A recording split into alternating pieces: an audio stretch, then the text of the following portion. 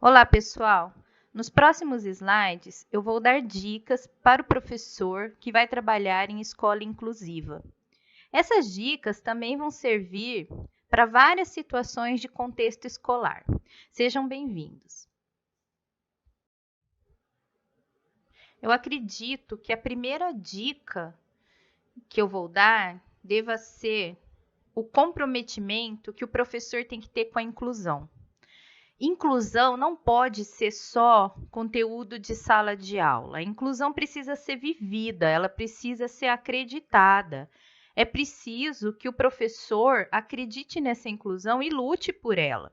Ele precisa acreditar nos princípios da inclusão que nós já citamos anteriormente e batalhar por esses princípios. Se ele não acreditar no aluno dele, no potencial do aluno dele, no aprendizado desse aluno, não vai fazer sentido. A aula dele não vai ser significativa e ele não vai ter inspiração para planejar o ensino desse aluno. Então, o primeiro passo é acreditar no potencial desse aluno. Nós temos que lembrar que o princípio básico da educação inclusiva é que todos têm condições de aprender, tá? Então, para que ele possa fazer um planejamento adequado, é importante que o professor, antes de iniciar as aulas, conheça o perfil do aluno com o qual ele vai trabalhar. Todas as escolas fazem reuniões de planejamento antes do ano letivo se iniciar. Nessas reuniões, o professor deve tentar obter o máximo de informações possíveis a respeito dos alunos dele, de todos os alunos, porque nós precisamos conhecer todos os nossos alunos para entender como que é o aprendizado deles, né? Mas os alunos com necessidades educacionais especiais precisam de um acompanhamento mais de perto. Então, é importante que esse professor tente obter informações com professores que esse aluno já teve, com o professor de AEE desse aluno, se ele tem frequentado o AEE, com pais. É importante que o professor elabore um prontuário desse aluno, prontuário didático, no qual ele vai colocar todas essas informações que ele recebeu. Se ele conseguir da família uma informação mais completa sobre o quadro clínico daquele aluno, por exemplo, ele tem dificuldade de memorização, ele não consegue concentrar, ou então, a criança tem paralisia cerebral e afetou a comunicação verbal dela. Então, o professor já sabe que tem que providenciar certos materiais, né, certos reforços durante as aulas, comunicação alternativa. Então, não adianta fazer um planejamento sem conhecer o público com o qual você vai trabalhar. Conforme as aulas vão iniciando, logo nas primeiras aulas é importante que o professor consiga estabelecer um vínculo com seus alunos. Eu sou construtivista e sou adepta das pedagogias ativas, das pedagogias atuais, e acredito que não existe um processo de ensino-aprendizagem sem um vínculo emocional do professor com o aluno. O professor precisa entender que o aluno não é um pedaço de papel em branco onde ele vai imprimir informações. Não é um banco onde ele vai depositar informações. O aluno, independentemente de ter deficiência ou não, ele é um ser humano. Então, da mesma forma que nós acordamos alguns dias não nos sentindo muito bem, não nos sentindo muito produtivos, o aluno também vai ter esses dias. E o aluno com problemas de saúde causados por uma deficiência vai ter mais dias assim. Então, às vezes o professor vai chegar com o conteúdo ali pronto, super motivado para dar aquela aula para aquele aluno, e aquele aluno não vai estar bem para receber aquela aula naquele dia. Então, o professor que tem essa sensibilidade, que tem a empatia com seus alunos, ele vai entender isso, ele vai ter um plano B, né? Ou então ele vai adaptar essa atividade para o estado daquela criança. O que não pode é forçar. Ninguém aprende se não estiver bem. Nós temos que ter isso em mente. Isso serve para os alunos e para a gente também.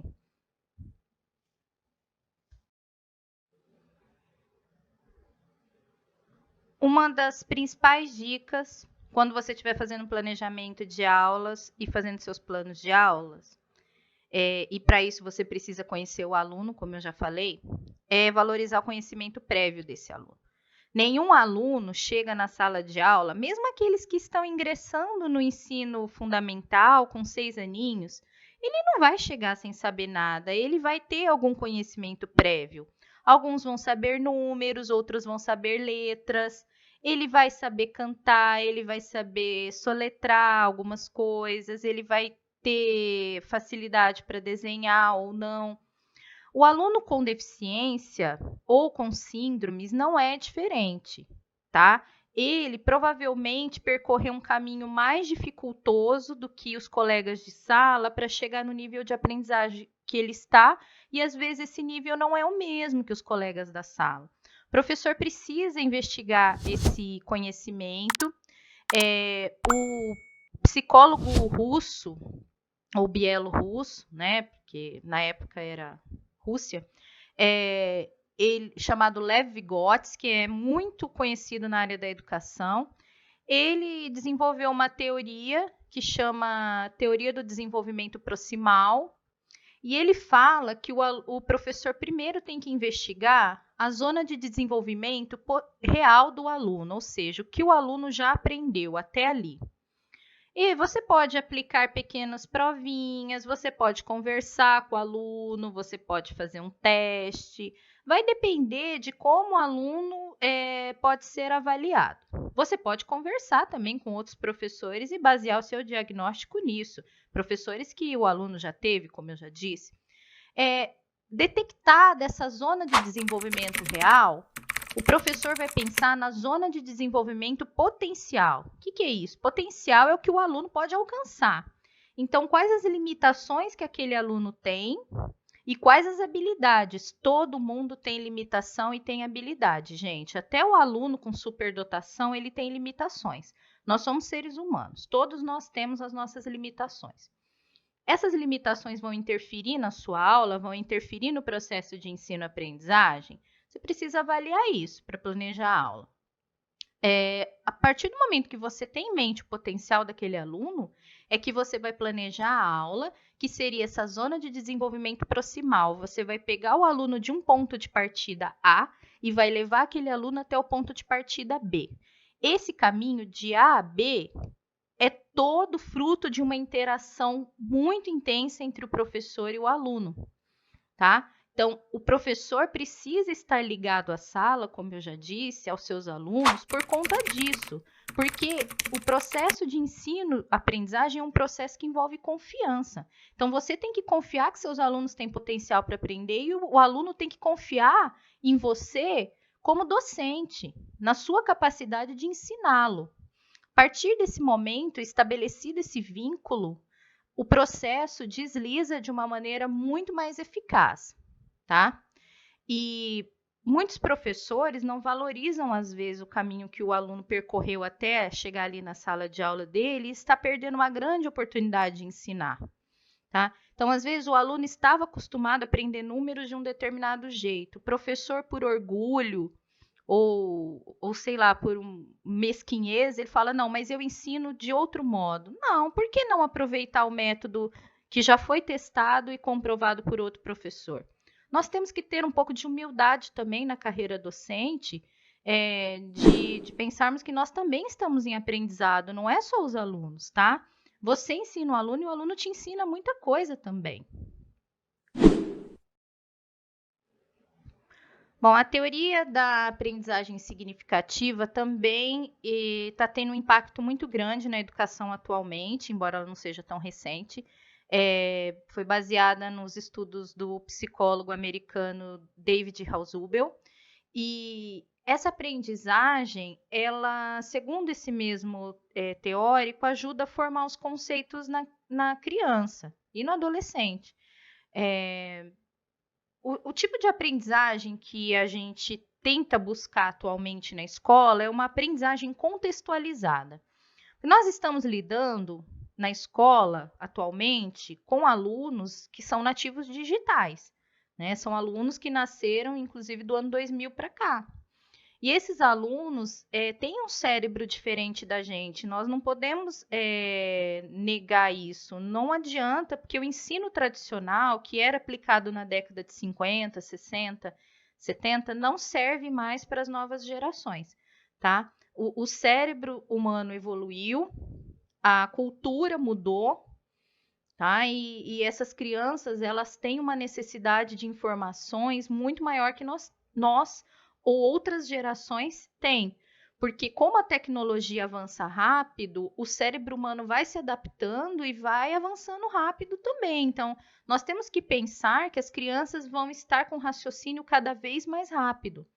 Para motivar essas crianças, a aprendizagem escolar, ela tem que ser significativa, ela tem que fazer sentido para aquela criança, senão aquela criança não vai conseguir formar os conceitos e modificar suas estruturas mentais. Então, o professor, ele precisa elaborar os seus conteúdos explicando onde eles vão ser usados, como eles vão ser usados. Então, não adianta só você trazer a tabuada, por exemplo, para a sala de aula e fazer o aluno memorizar. Você vai precisar usar jogos, você vai precisar desenvolver problemas práticos do dia a dia para a criança entender onde ela vai usar a tabuada e por que ela vai usar a tabuada. Se você for ensinar, por exemplo, a conjugação verbal, você vai ter que contextualizar isso, você vai ter que explicar para a criança por que é importante ela aprender passado, presente e futuro para comunicar uma ideia.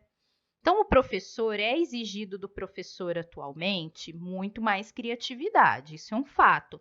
Só que, por outro lado, gente, nós temos mais reforço também. Se você procurar na internet, se você procurar numa livraria, a quantidade de informações que um professor tem para trabalhar em sala de aula é muito grande. Você não precisa ficar restrito ao livro didático. Até porque, muitas vezes, o livro didático ele é uma ferramenta importante, claro, mas ele não vai te dar a resposta que você precisa, a resposta rápida que você precisa na sala de aula, tá? Então, hoje em dia, não há mais desculpas para não se fazer uma aula significativa. Até quem tem mais preguiça de produzir uma aula, pode pegar a aula pronta na internet. Não recomendo, não é legal, mas existem muitos sites que compartilham numa boa aulas prontas e até incentivam os professores a usarem essas aulas, para que o aluno se sinta motivado e para que o aluno veja a significação na aula daquele professor. A interação social é um tijolo fundamental no processo de ensino-aprendizagem. Como eu já disse antes, se não houver um vínculo entre professor e aluno, um vínculo de confiança, não há aprendizado. Só que não é só entre professor e aluno, tá? A frequência da escola é muito importante para qualquer aluno, mas principalmente para o aluno que tem necessidades educacionais especiais. Para esse aluno, o isolamento ou um contato com pouquíssimas pessoas vai ser muito prejudicial ao seu desenvolvimento cognitivo. Mas por que isso? Bom, primeiro a gente vai falar aqui do Lev Vygotsky, novamente. Ele tem uma teoria histórico-cultural, na qual ele diz que o homem só se torna homem se ele tiver contato com outro homem. Tá? Então, nós somos humanos, nós nos tornamos humanos em contato com a humanidade. Essa humanidade vai passar para a gente toda a sua história, toda a sua evolução, toda a sua bagagem cultural, e isso vai fazer da gente um ser humano mais completo. Então, a criança com deficiência, com autismo, ou até mesmo com comprometimento intelectual mais grave, ela também tem o direito de ter acesso a esse conhecimento prévio acumulado pela humanidade, ela também tem direito a ter acesso à sua cultura, e isso vai modificar suas estruturas cognitivas, vai ampliar essas estruturas, vai ajudar a desenvolvê-las, isso é estímulo para essas estruturas mentais. E como é que ela vai ter acesso a isso? Através da linguagem. E a linguagem é prática. A linguagem ela pode ser verbal ou não verbal. tá? E ela é passada para essa criança como ferramenta para essa criança se comunicar com as outras pessoas para que ela possa aprender. Então, na escola, a criança que tem problemas ou dificuldades de fala, por exemplo, vai aprender uma comunicação alternativa, uma comunicação ampliada. Ela vai praticar essa comunicação, a estrutura mental dela vai se desenvolver, a estrutura cognitiva vai se desenvolver muito mais do que se ela estivesse em casa, em contato com poucas pessoas, tá? Outro que também reforça a interação com o meio é o biólogo suíço Jean Piaget. Ele tem uma teoria cognitiva muito forte e uma teoria moral muito forte também. Em ambas, ele cita a importância do aluno receber estímulos. Olá, peço desculpas por interromper sua aula por um breve momento, mas tenho algo importante e vantajoso para compartilhar com você. Se você está gostando desta aula, tenho uma ótima notícia. Agora você pode levar sua experiência de aprendizado para o próximo nível fazendo sua matrícula em nosso site.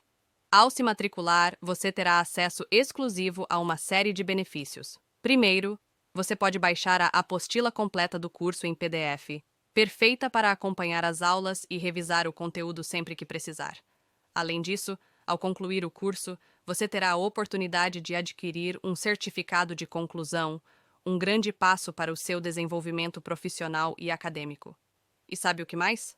Ao assistir às aulas diretamente em nosso site, você terá uma experiência de aprendizado sem interrupções ou propagandas. Isso significa mais foco e eficiência no seu estudo. Então, não perca essa chance. Clique no link na descrição deste vídeo ou visite nosso site para se matricular agora mesmo. É rápido, fácil e vai transformar a maneira como você aprende. Agora, vamos voltar à aula. Obrigado por sua atenção e nos vemos no site. Receber estímulos. Esses estímulos vêm do meio. E o que são estímulos para o Piaget? Conhecimento novo, novidades, isso que causa um desequilíbrio nas estruturas mentais e faz elas trabalharem, tá? Para se desenvolver. Em casa, a criança tem poucos estímulos. Ela tem pouco estímulo verbal, ela tem pouco estímulo visual. Na escola, não. Na escola, ela tem uma grande quantidade de objetos de conhecimento, ela tem o professor para mediar, que o professor precisa fazer essa mediação da criança com o objeto, porque para a criança é novidade pura. Ela não vai aprender a lidar, por exemplo, com um objeto novo, um fato histórico, por exemplo, se o professor não mediar para ela, tá? Então, para o Piaget também muito importante a frequência a um espaço escolar. E a diversidade de uma escola, as nossas escolas são cheias de diversidade, isso é muito bom. Isso funciona como estímulo para essa criança, isso fortalece a interação e motiva a interação. A criança que vê a diferença, ela vai ter a sua curiosidade despertada e o professor vai mediar isso, informando a respeito daquela diferença, tá? Diferenças físicas, diferenças culturais, diferenças de linguagem, tudo isso enriquece as estruturas mentais da pessoa. Quanto mais estímulos uma pessoa tiver, ou seja, quanto mais informação nova a gente tem, mais inteligente nós nos tornamos, porque mais adaptados nós nos tornamos. Uma outra dica importante que eu tenho para vocês é que usem a psicologia comportamental, principalmente os estudos dela em relação ao cotidiano escolar. Nós temos duas teorias muito interessantes na psicologia comportamental, que são o condicionamento respondente e o condicionamento operante. Então, assim, primeiro, a psicologia comportamental, ela fala que os seres humanos têm dois tipos de comportamento. O comportamento inato, aquele que nasce com a gente, por exemplo, a gente já nasce piscando, espirrando, tossindo, sugando e chorando. Então, esses são comportamentos que ninguém precisa ensinar pra gente. A gente já nasce com eles porque são características da nossa espécie, tá? Por outro lado, nós temos comportamentos que precisam ser ensinados, precisam ser aprendidos de acordo com o meio. Então, a pessoa aprende ou com outra pessoa ensinando, ou ela vendo alguém fazendo, por imitação. A criança muito pequenininha aprende muita coisa por imitação. aprende a falar, aprende a dançar, aprende a cantar. Todos esses são comportamentos aprendidos, são operantes. Os respondentes, que são esses comportamentos naturais, eles são, na verdade, respostas do nosso corpo a estímulos naturais. Então, se entra algum objeto estranho no meu nariz, como um pozinho, um germe, ou sei lá o quê, eu espirro. Se entra poeira no meu olho, eu começo a lacrimejar, né? Piscar, por exemplo, é para hidratar. Conforme o olho vai ressecando, a gente vai piscando. E ninguém consegue controlar um respondente. Eu não posso falar para vocês assim agora e falar, gente, a partir de agora você vai ficar sem piscar até o final desse áudio. Você não vai conseguir. E existem outros respondentes que a gente passa a ter algum controle durante a vida, mas não é muito, não. 3 deles, por exemplo, o sono. Chega uma hora que o organismo simplesmente desliga, a gente até consegue condicionar o nosso sono, tá? Esse é um condicionamento respondente, porque você dorme e acorda todos os dias, você acaba condicionando. Vontade de urinar, chega uma hora que não dá, né, para segurar, e vontade de defecar. Então, todos os nossos respondentes são respostas naturais do nosso organismo a estímulos naturais. Se a bexiga está cheia, não adianta. Uma hora você vai urinar. Os operantes, por outro lado, a gente consegue controlar, né? Eu posso falar para vocês ficarem em silêncio durante várias horas e vocês tentarem fazer isso e conseguirem. Depende só de vocês, tá? Quem desenvolveu o condicionamento dos respondentes inicialmente foi o Pavlov. Nós temos também um psicólogo muito famoso nos Estados Unidos, o Watson, que trabalhou com comportamento respondente e operante, mas nós vamos falar aqui de Pavlov, que ele foi um fisiologista russo, vencedor do Prêmio Nobel, inclusive, que fez uma pesquisa não muito ortodoxa, né, com cachorros. E o cachorro, assim como o ser humano, ele vai salivar em 2 situações. Quando tem comida na boca, isso estimula a nossa salivação, tá? E fome, né? Quando a gente sente vontade de um alimento, a gente começa a encher da água na boca, como diz o ditado popular. Só que o Pavlov, ele começou a associar o som de uma campainha toda vez que o cachorro recebia comida. Então, ele tocava essa campainha, o cachorro se alimentava, e isso foi repetido várias e várias vezes. Chegou um momento que o cachorro ficou condicionado. Mesmo sem receber comida, só de ouvir o som da campainha, ele começava a salivar.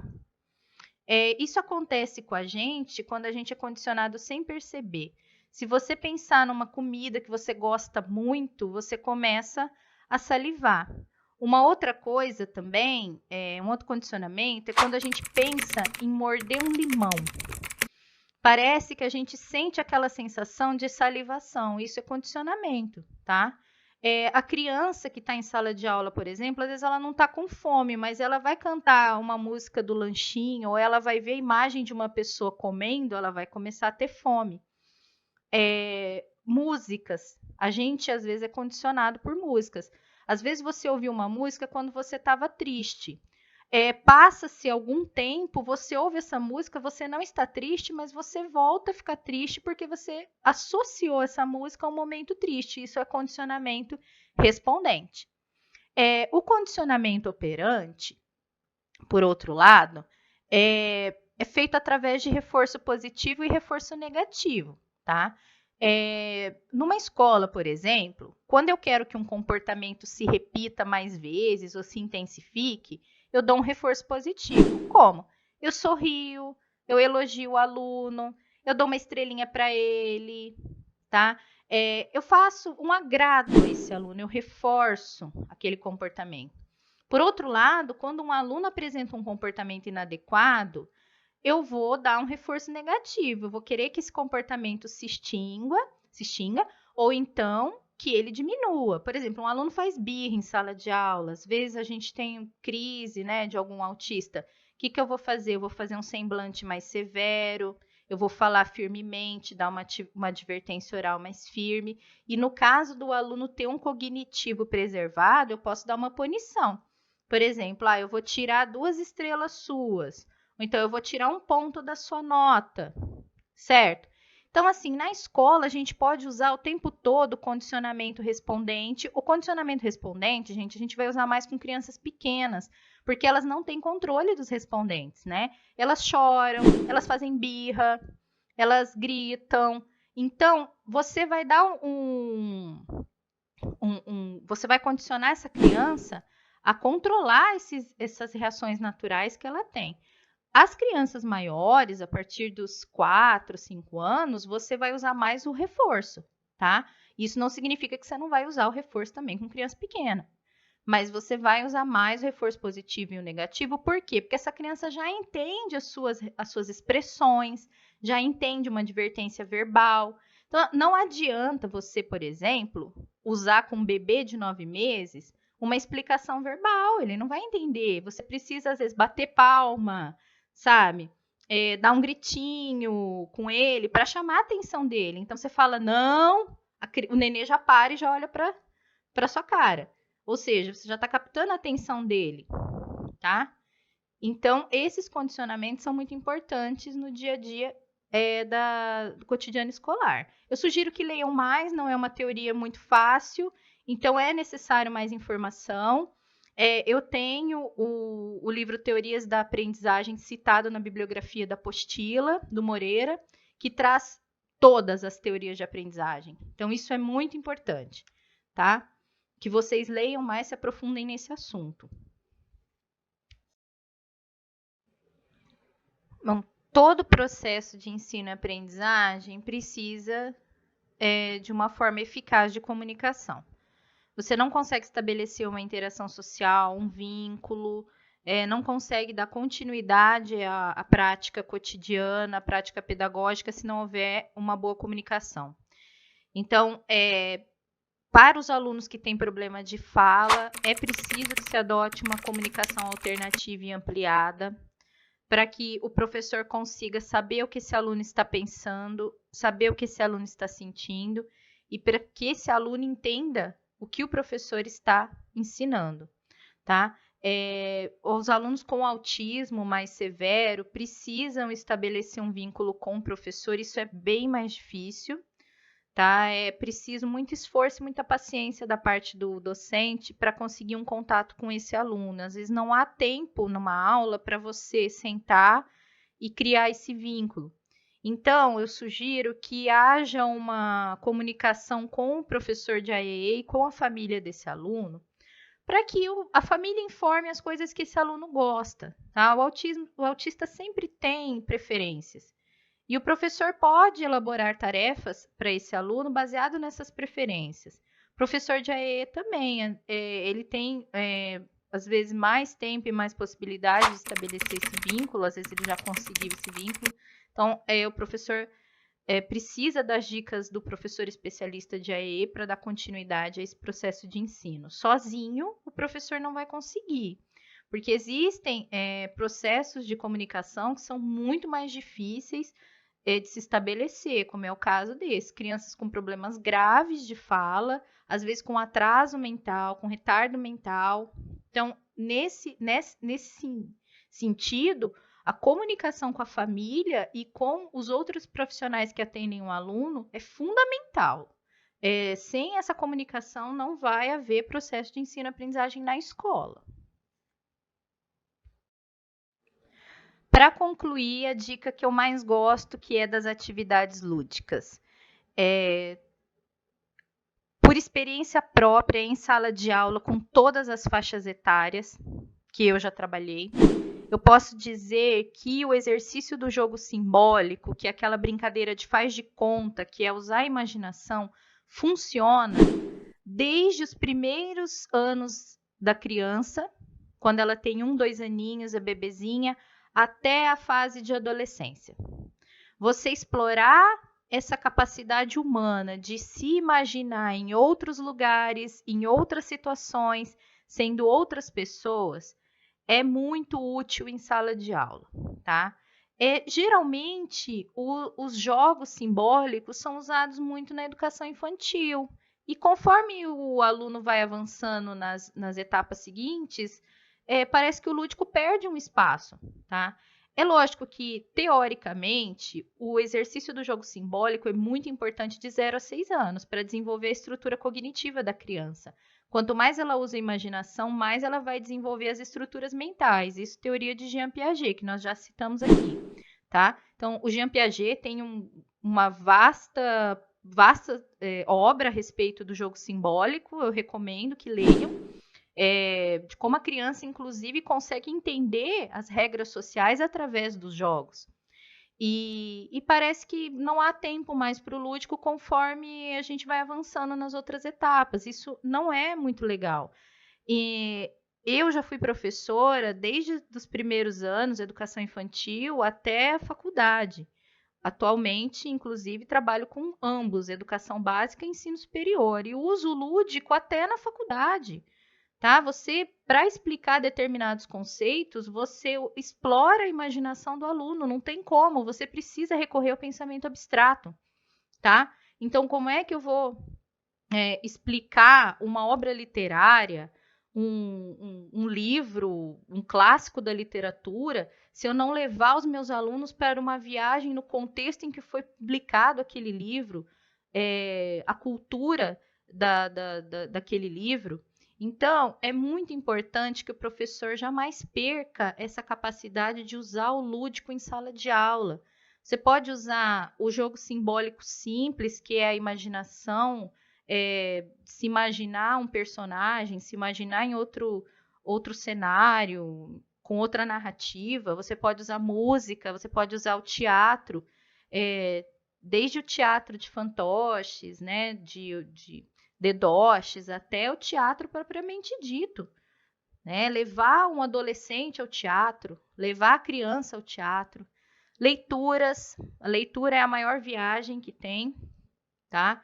Interpretações, os meus alunos do Fundamental 2, a partir do 5º, 6º ano, são obcecados por interpretações, tudo eles querem interpretar, isso tem que ser explorado, desenvolve a linguagem, desenvolve a interação social, desenvolve as estruturas mentais, desenvolve a memória da criança. E cinema, filmes, curtas. E não esquecer, lógico, nós estamos falando aqui de educação inclusiva, essas atividades são para todos. Então, a criança com deficiência precisa ser incluída, você remove os obstáculos, você adapta a atividade, mas você inclui essa criança nas suas brincadeiras lúdicas, tá? Eu tive um aluno com autismo muito severo que não se comunicava. E ao ver os alunos da sala elaborando um seminário, né, que seria mais ou menos uma encenação, ele quis participar. Então, e participou. Não discursou, né? Lógico, como os outros, mas participou, interagiu, a gente fez contato visual com ele, que era uma coisa muito rara de acontecer. Então, eu recomendo o lúdico, meus colegas que trabalham com o atendimento especializado também recomendam o lúdico, é muito importante para o desenvolvimento da criança, do adolescente e para a vida adulta também. E aí, tudo bem? Estou passando apenas para deixar um recado bem rápido para você que acabou de ver essa aula e que gostaria de assistir a todas as aulas desse curso. É bem fácil, basta você clicar no link que está na descrição deste vídeo ou acessar www.novacursos.com.br. Fazendo sua matrícula em nosso site, você terá acesso a todas as aulas desse curso e mais centenas de outros cursos, além de poder fazer avaliação. E caso você queira, poderá estar adquirindo o certificado com um valor bem acessível. Esse foi o recado que eu queria dar, aguardo sua matrícula. Até breve!